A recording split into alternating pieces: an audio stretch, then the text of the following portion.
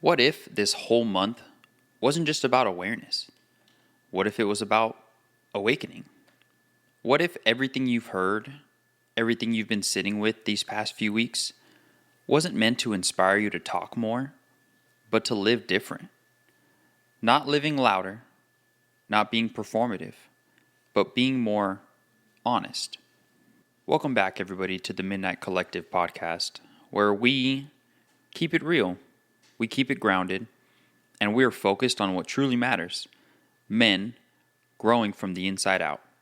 No filters, straight talk, no pretending like we've got it all figured out, when deep down, most of us are still carrying things we don't even have words for yet.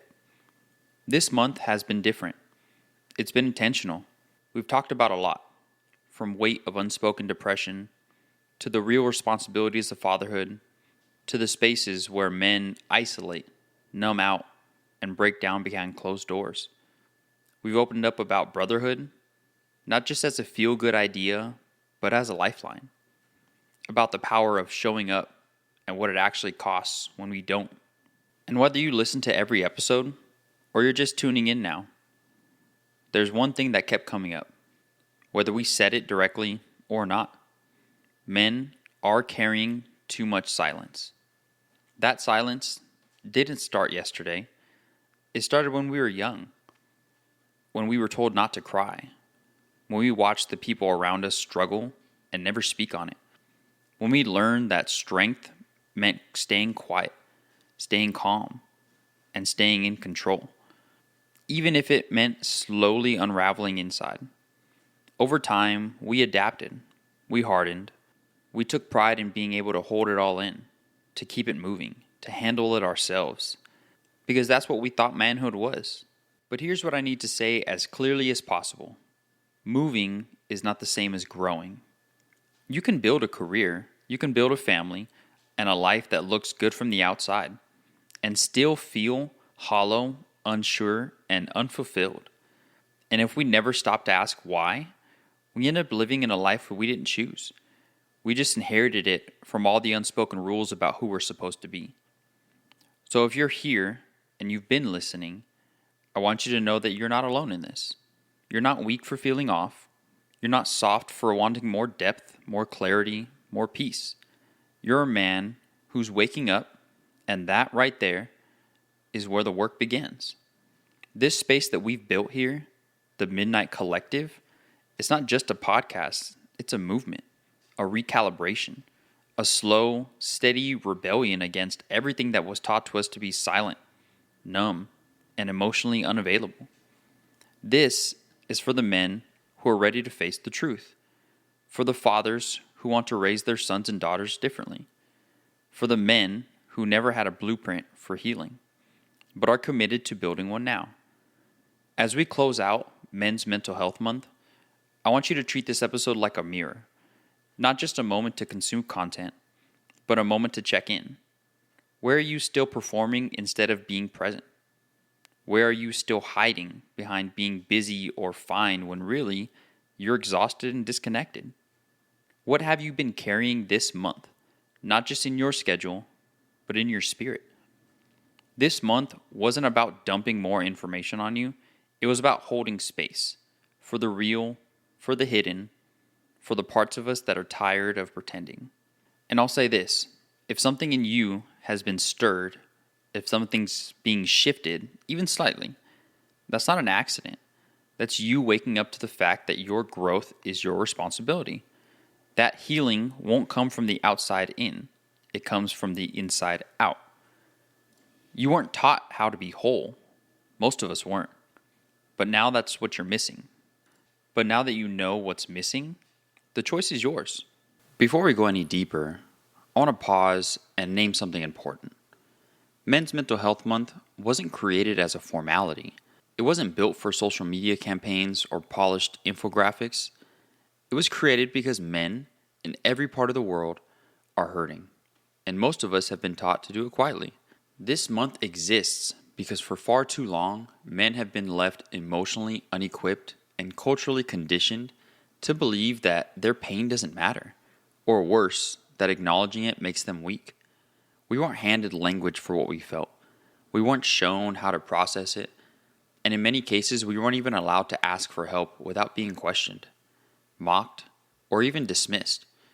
It exists because the numbers are devastating, because suicide is one of the leading causes of death for men worldwide, because so many men are struggling silently, not because of the lack of strength, but because they lack space. And in a culture that often equates vulnerability with failure, space is something most men never get, especially not without having to justify it. This month is a counterweight to all of that. It says, we see you. It says, you matter. But more than anything, it says, you don't have to carry all of this by yourself. That's what makes Men's Mental Health Month powerful. Not because it gives you attention, but because it gives us permission. Permission to feel, to be seen, to speak the truth behind the mask, to stop measuring strength by how much we can suppress. This month gives us a mirror, a checkpoint, a moment to slow down long enough to look at what we've been holding and ask ourselves the questions we're usually too distracted or too afraid to ask. It's a reset for the emotional parts of us we've been trained to abandon, and that reset is needed, not just because of the past, but because of what we're building next. Because whether we know it or not, every man is building a legacy of his own, and that legacy is shaped not just by how we lead publicly, but by how we heal privately. That's why this month matters. Not because it fixes everything, but because it opens a door. It creates space. It signals that we're done pretending men don't feel, that men don't break, or that men don't need help. We do, and we always have. And even though 1 month will never be enough to hold the full weight of that truth, it's a place to begin. It's where the silence starts to crack, where the real work, the kind that leads to wholeness, finally gets to breathe. So let's take a breath. Let's pause before we move forward, because this episode is about closing the month with intention, but also planting seeds for what comes next. So let's begin. As we bring Men's Mental Health Month to a close, I want to be clear about something. I'm not here to flood you with statistics or give you one last motivational push. This is not what this space is for. We've all seen the numbers, we've all heard the headlines, we already know how real this is. What we don't always have is space to actually sit with what those numbers mean. Not in theory, but in our real lives. So instead of statistics, I want to leave you with something more important. Truth. Not the kind you post for likes or save to your camera roll. I'm talking about the kind of truth that meets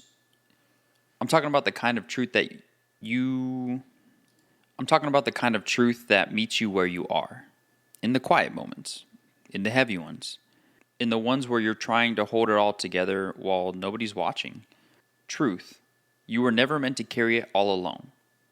You were never designed to walk through life disconnected from your own emotions, cut off from your real support, constantly proving that you're okay even when you're not. That story, the one where you're supposed to be strong by being silent, it's a lie. A well-worn generational lie. Truth. Silence might have kept you safe once, especially if you grew up in a place where vulnerability made you a target. Maybe silence helped you survive, helped you avoid attention, helped you keep control when life felt like too much. But let's be honest, what once protected you is now isolating you. That armor you built, it's heavy, it's rigid, and it's keeping people out, including the people who love you. Truth. Being fine is not the goal. Being fine is how we cope when we don't have the tools. But being whole, that's the real work. That's what we're aiming for.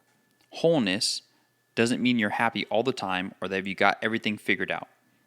It means you're connected to yourself. It means that your emotions aren't just things you stuff down or dismiss. It means that you're not at war with your own reflection. And that journey, the move from fine to whole, it doesn't start with a breakthrough. It starts with permission. Giving yourself permission to feel, to slow down, to question how you were raised, how you were trained, and who you've been taught to become. It's about learning the emotional language that no one taught you. Not to prove anything, but to reclaim your ability to live fully. love deeply, and lead with clarity. That's what this month was about. Not a highlight reel, not a rebrand of masculinity, but a return, a slow, honest return to who you were before the world told you to hide, before you were told to man up, tough it out, or keep it moving, before you learned to equate your worth with how much you could suppress. Because let's be real, this isn't about becoming someone new. This is about peeling back the layers of shame, confusion, and emotional neglect, and finally seeing the man underneath all of that. The man who's been there the whole time. The one who's still capable of softness, of strength, of showing up, even in the mess. This journey doesn't require you to be perfect. It just asks for your presence. It asks that you show up. Not with all the answers, but with a willingness to ask the questions you were taught to avoid. Questions like, why do I shut down when I feel overwhelmed? Why is the anger the only emotion I know how to express? What would it look like if I actually let someone in? If you're here right now listening to this, I know you're already doing the work. You wouldn't be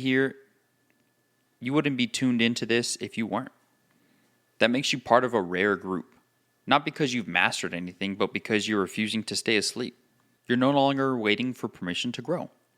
You're no longer living on autopilot, repeating the patterns that you've inherited. You're building your own blueprint, one rooted in emotional intelligence, depth, connection, and truth. And that work, it's sacred. It's slow. It's not flashy, but it'll change everything. For you, for your relationships, for the men around you, and for the generation coming after you.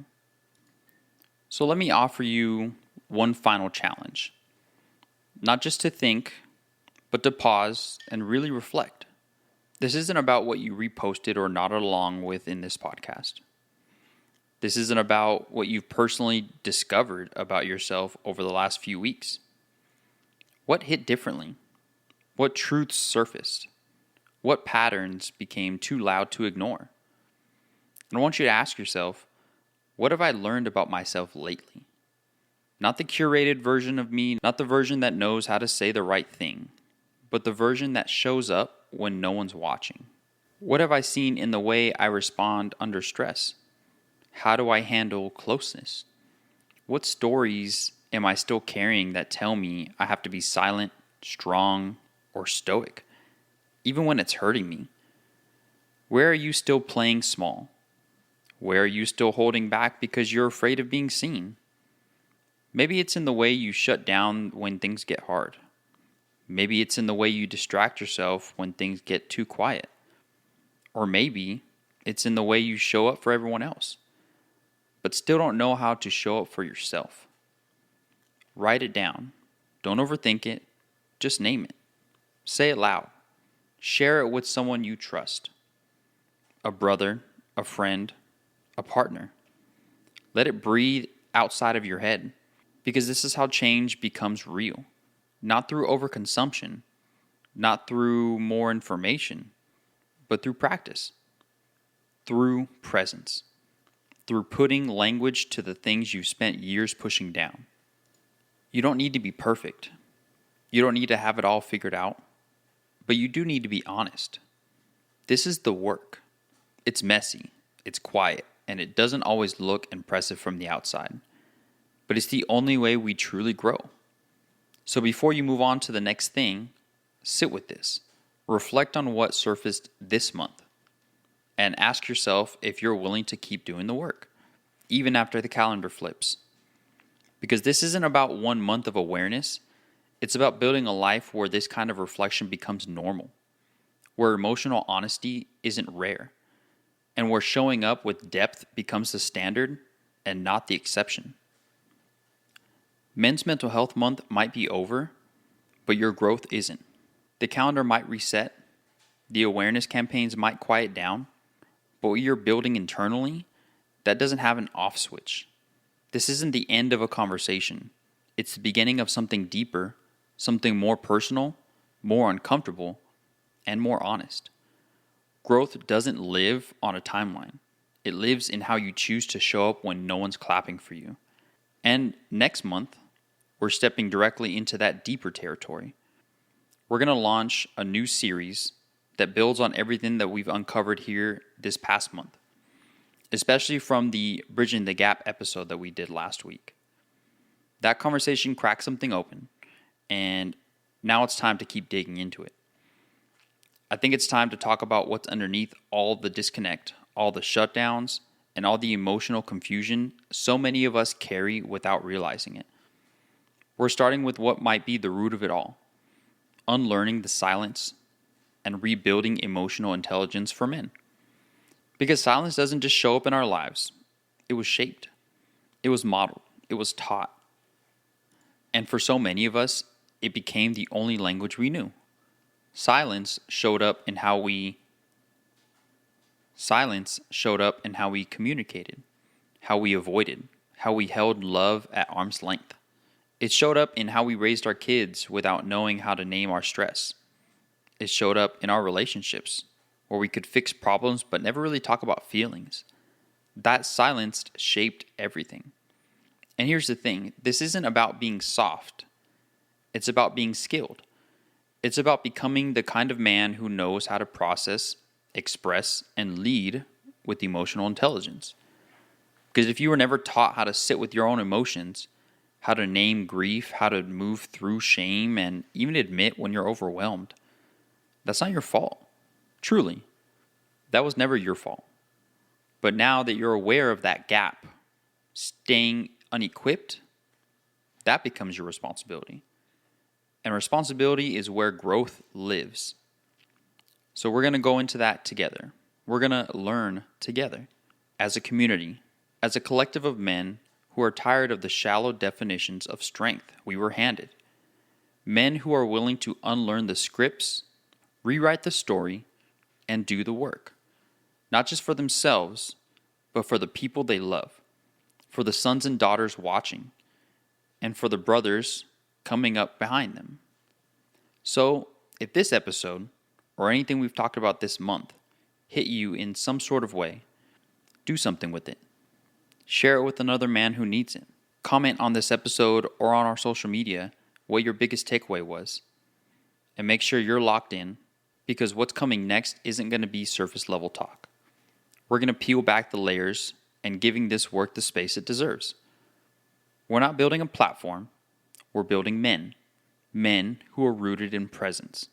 Men who aren't afraid to feel. Men who lead with clarity. And men who know their value, not because they're loud, but because they're anchored. We are building our legacy one day at a time.